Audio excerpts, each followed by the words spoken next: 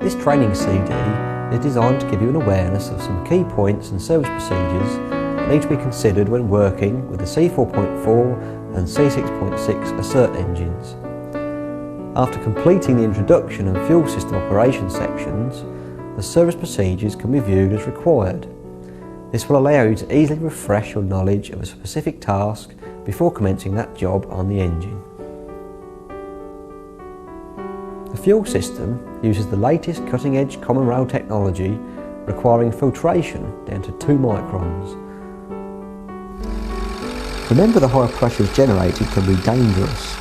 Never crack open high pressure lines when the engine is running or being cranked. The high pressure fuel system is self-bleeding. There is no need to loosen the high pressure pipes. Remember, if you loosen a high pressure pipe, it must be replaced.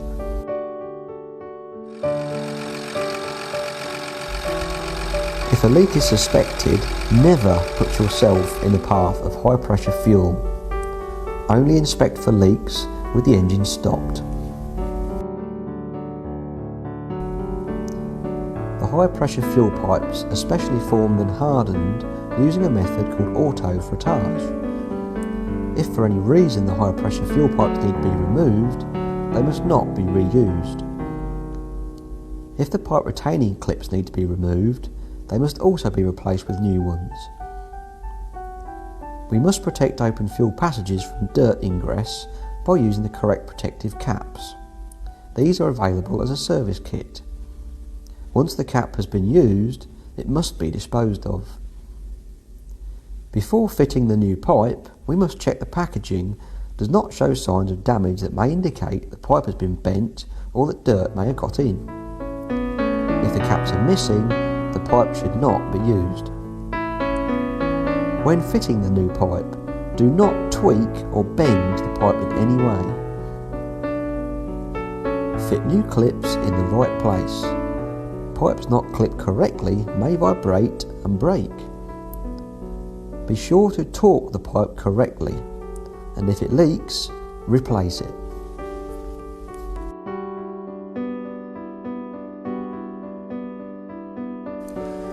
Any fuel pipes that are removed must be capped using new, clean caps from a sealed bag.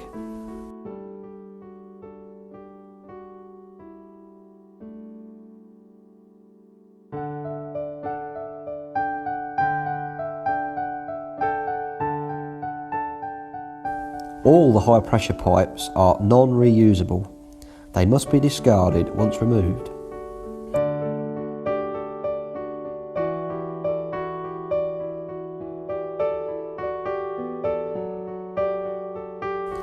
If removing injector pipes as a set, make sure all open outlets are capped as soon as each pipe is undone.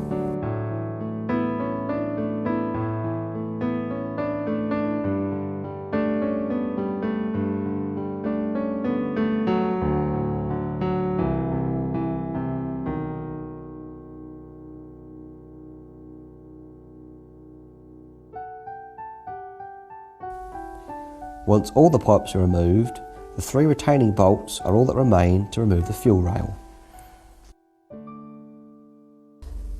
Ensure any new high pressure pipes are in a sealed bag with end caps fitted. The pipe should not be removed from the bag until just prior to being fitted. The caps should remain on both ends until just before the moment of fitting.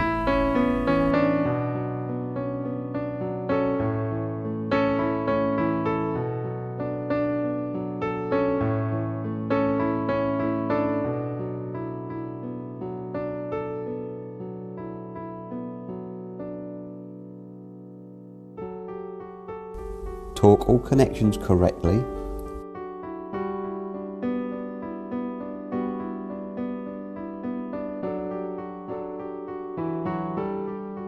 And make sure all retaining clamps or clips are correctly fitted.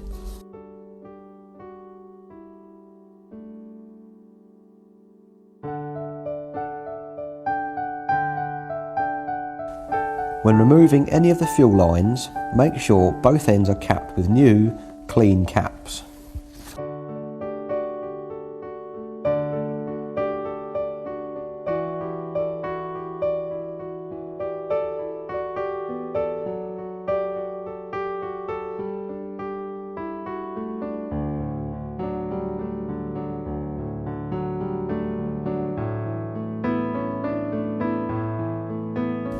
Be prepared to catch fluids before removing the pipes.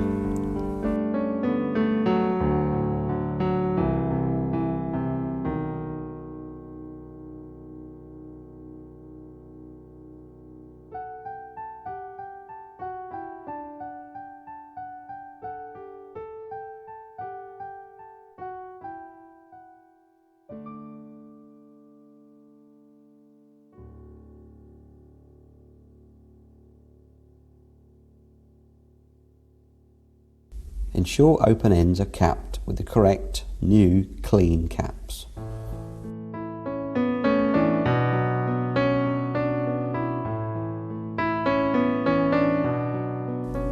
A torque socket is required to remove these 3 securing bolts.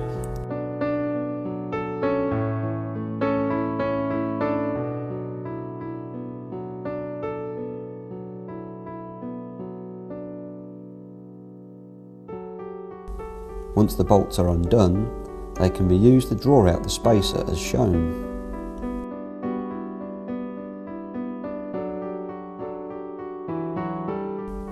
The pulley can then be easily withdrawn. For procedures such as setting the engine timing and removing the fuel injection pump, the cover will need to be removed. Always replace the gasket with a new one. Setting the engine to top dead centre firing number 1 can be achieved by first rotating the crank until the cam gear timing hole aligns. A pin can be inserted here to ensure alignment, but it's purposely not a tight fit to allow installation of the gear with the pin installed.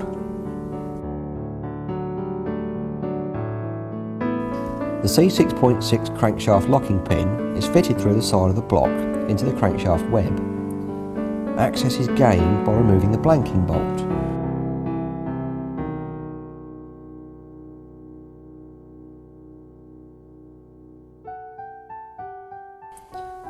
The timing pin should be inserted as shown.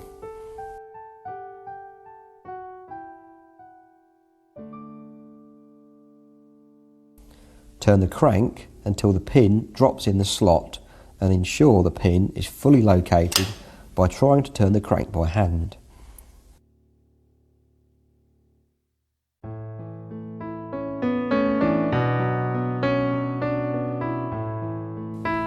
The C4.4 crankshaft is locked using a pin through the front of the housing, the same method as the Tier 2 3054 engine. Before removing the fuel injection pump, the engine and the pump must be locked in position at top centre, firing number 1. First set and lock the engine, as described in the section setting engine at top dead centre. Then lock the pump. In order to lock the fuel injection pump, loosen the locking screw, slide the spacer into position to allow the locking screw to be torqued against the shaft of the pump.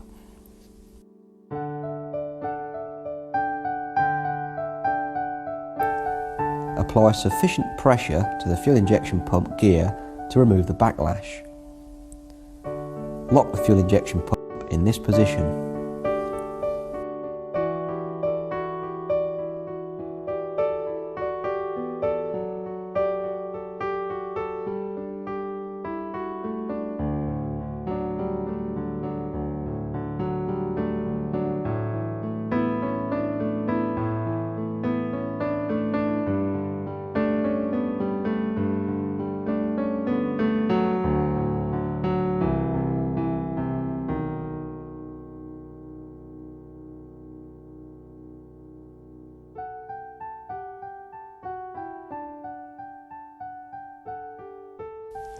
A puller will be needed to remove the fuel pump gear.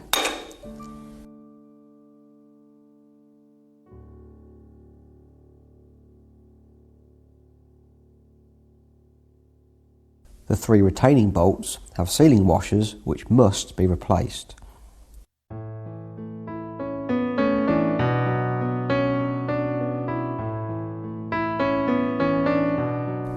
Remove the bolts from the support bracket last.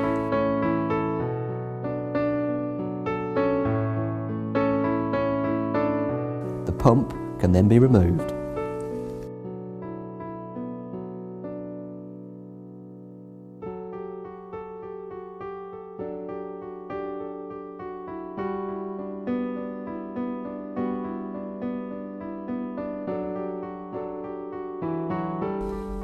When refitting the fuel injection pump, loosely fit the set screw to the elongated hole at the bottom bracket to hold the pump in place.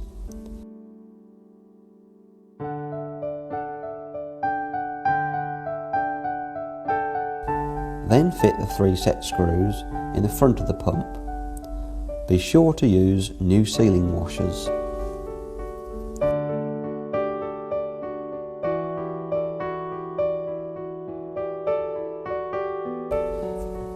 Now fit the remaining set screws in the bottom bracket and torque all remaining set screws.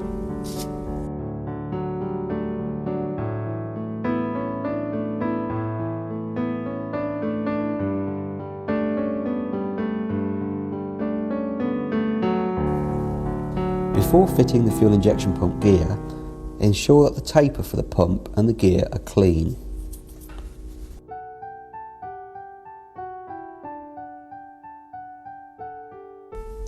The spring washer should be replaced with a new one.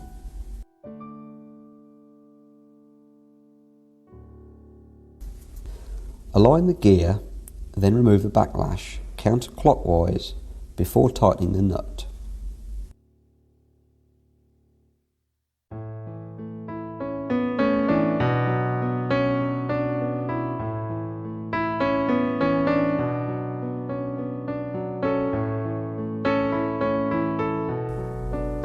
The locking screw can now be loosened, the spacer moved in position and the screw retorqued.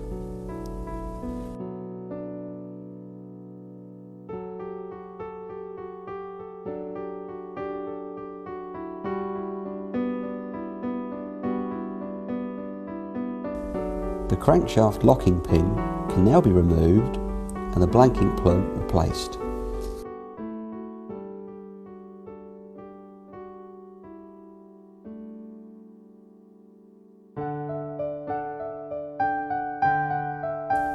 Completely remove the set screws from the valve mechanism cover.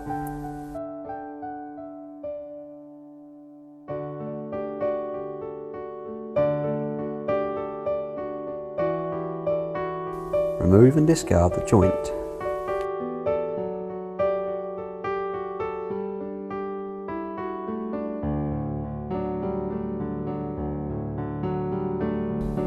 To avoid distortion of the rocker shaft, the bolts must be loosened half a turn at a time, starting from the outside and working in.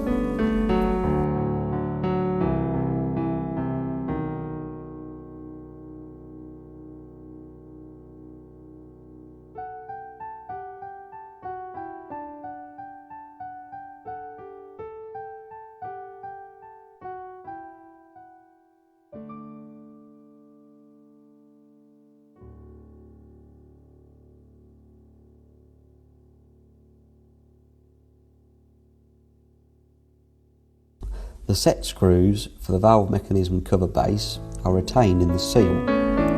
Removal of the seal will release the screws.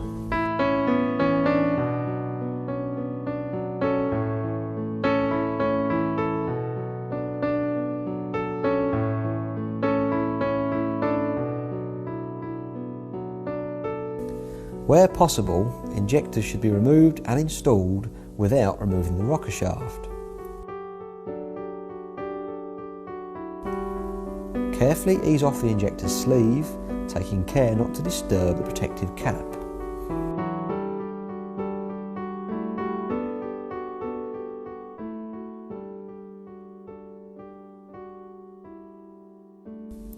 Remove the injector wiring connections.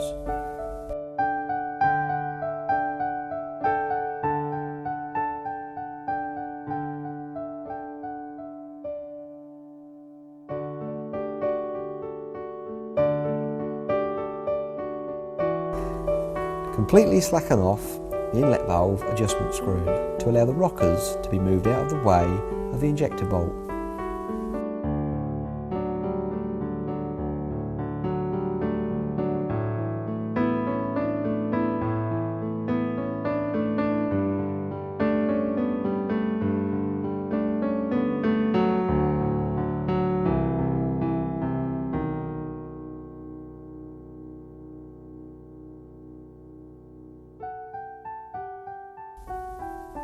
Using a long T40 Torx, unscrew the hold down bolt.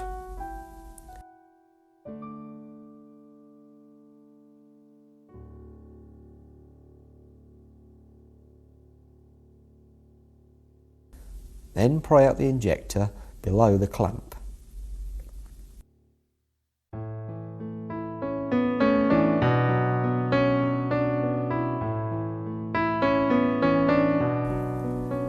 We can now clearly see the calibration or trim code on the injector. This code must match that programmed into the ECM. If the injector is replaced, a new code must be programmed into the ECM. Wipe off excess oil from the valve cover base mating surface.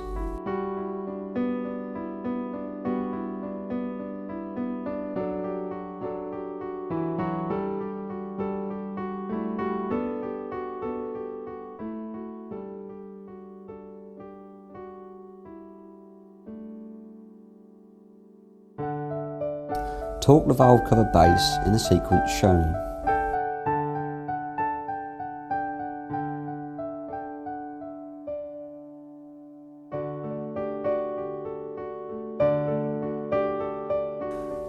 The cam gear is not on a taper, however it can still be a tight fit. Using a gear puller can help with removal.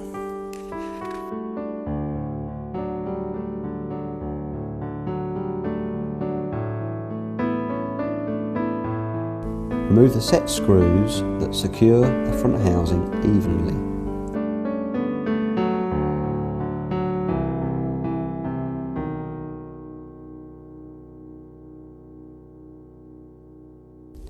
Remove and discard the joint.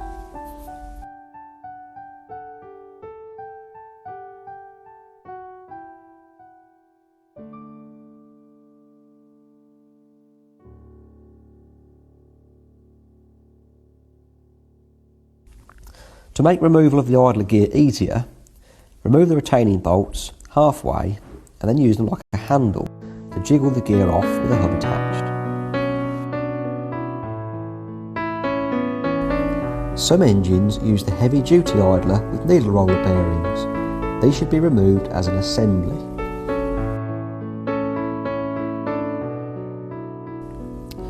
To help with the location of the front housing, guide studs can be fitted as shown.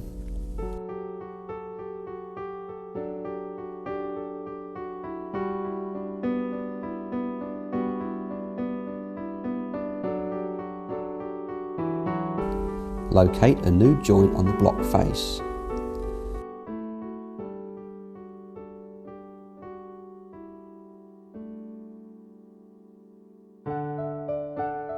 Install the alignment tool. This is essential to ensure the correct gear backlash is obtained.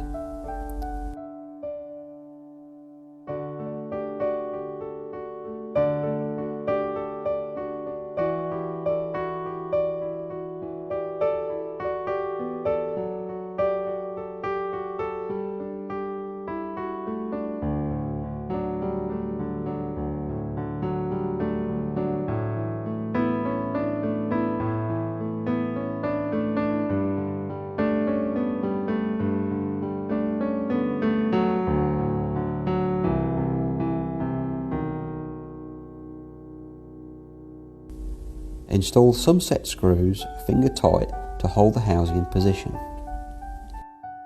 This should allow the housing to be moved as shown.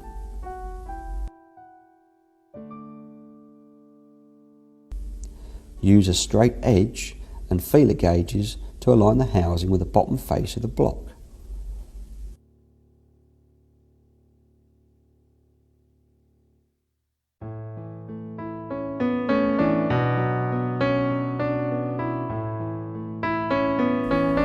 Then tighten the set screws with the housing in position. To help remove the alignment tool, an M10 bolt can be used as shown.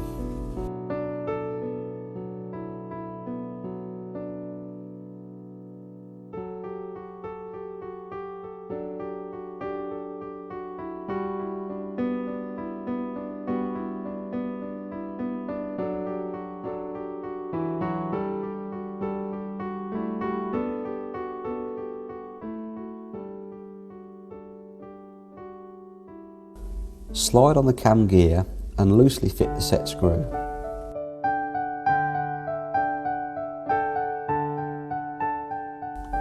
Turn the gear to align the timing hole and fit the pin.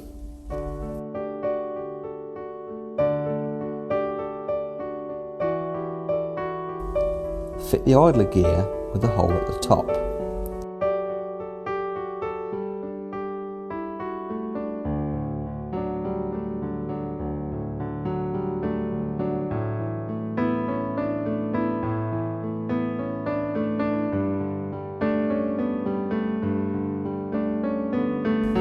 The holes in the plate are slightly offset.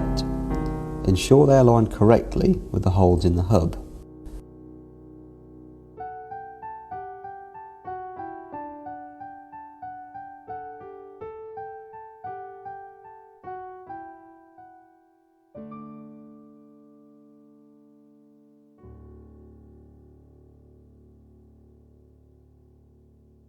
The set screws can now be torqued.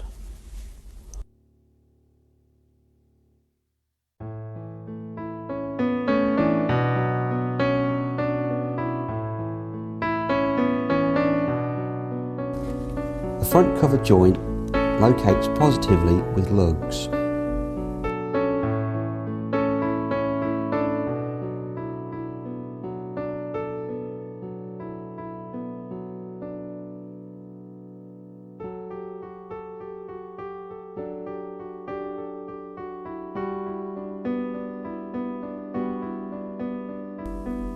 Loosely fit the cover together with a coolant pump to ensure alignment.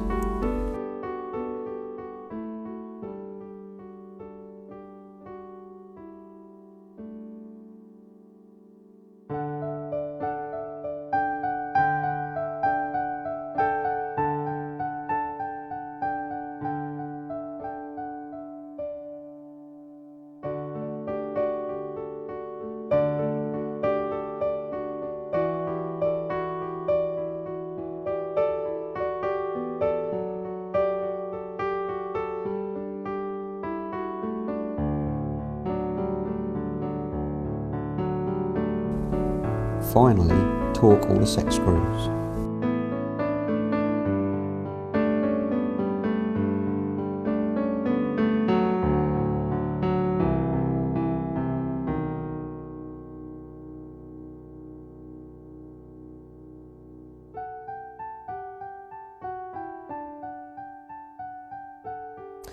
The wiring harness is retained using cable ties.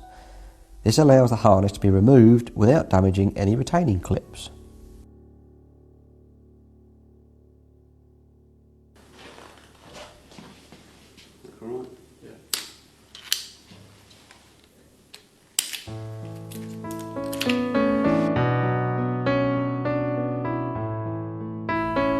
The sensor connectors are secured with a red locking tab which needs to be lifted to allow the connectors to be removed.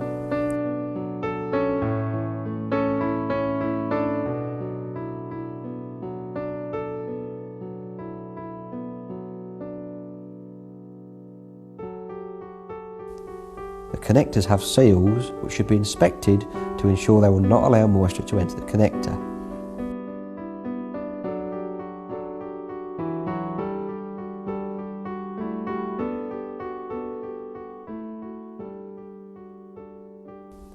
When removing the connector from the ECM, it's not necessary to cut the cable ties where shown.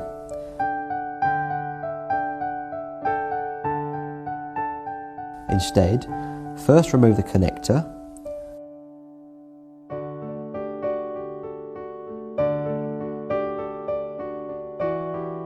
then unscrew the bracket and remove the whole assembly.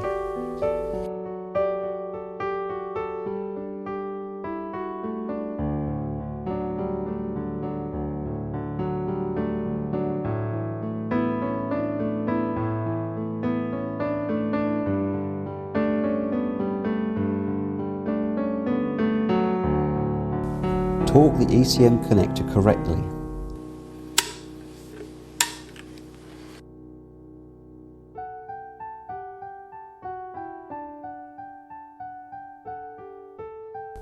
Push the red clips back into place on the connectors.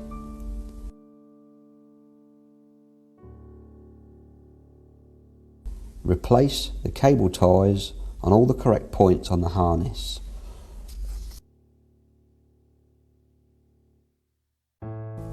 Other components that will need to be removed prior to the head removal are the boost pressure pipe, the ECM bracket and the coolant bypass pipe.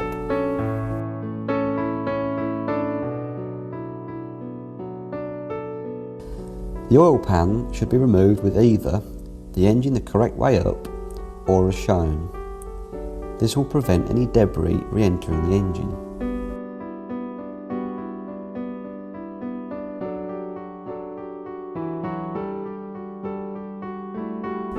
Where fitted, the isolator plate can now be removed by removing the torque screws.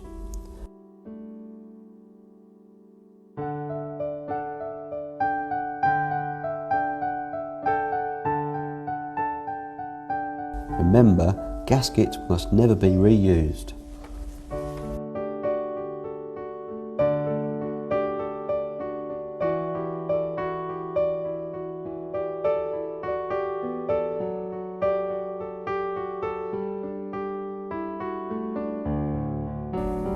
The oil pump is easily removed by removing the 4 securing bolts.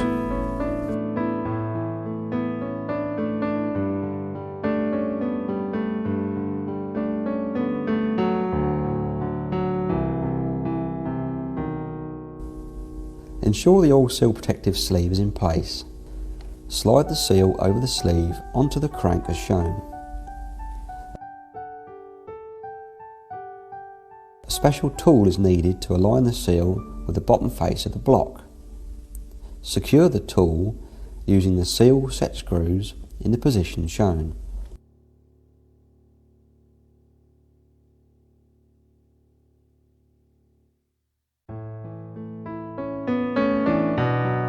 Torque the set screws.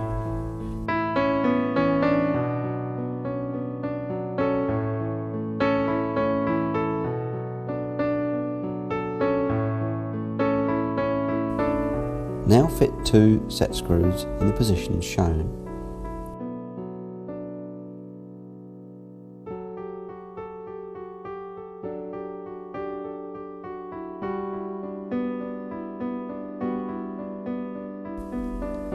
Slacken off the 2 bolts on the bottom face of the seal 1/2 a turn.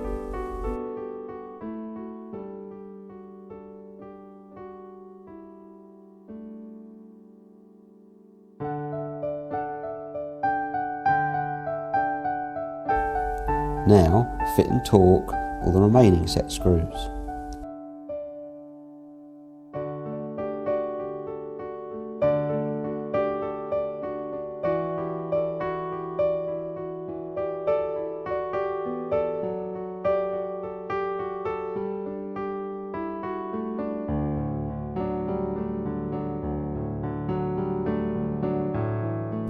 The tool can now be removed.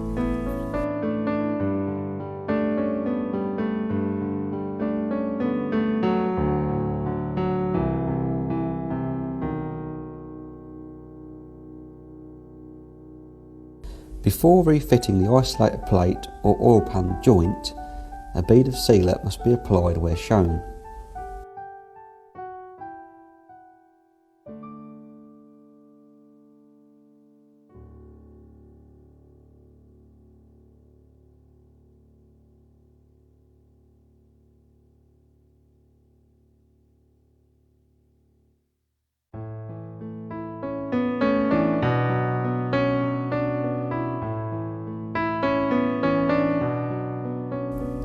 Guide studs should be used to align the plate.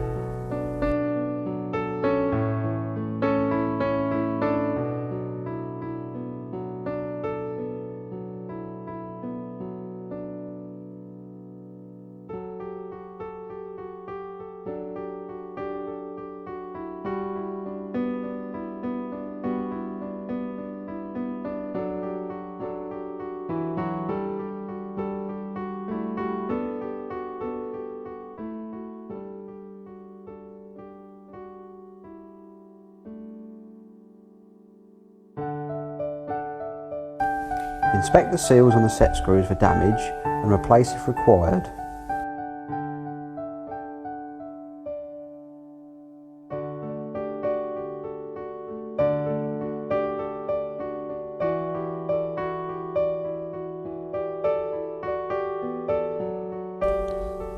Tighten all set screws for the isolator plate and the oil pan as shown in the disassembly and assembly manual.